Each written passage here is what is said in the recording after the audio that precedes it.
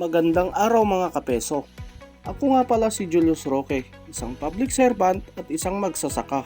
Ngayong araw ay bibisitahin natin ang Roque Resort na matatagpuan sa Barangay Santa Ynez West, sa bayan ng Santa Ignacia, na pagmamay-ari ng aking mga magulang. Bali ngayong araw kasi ay pinapaayos nila ang isang swimming pool. Dati kasi siyang 7 feet ang lalim. Ay ngayon ay ginagawa na itong 4 feet para yung mga bata at mga hindi marunong lumangoy ay hindi agad-agad malulunod at makakapag-enjoy pa sila.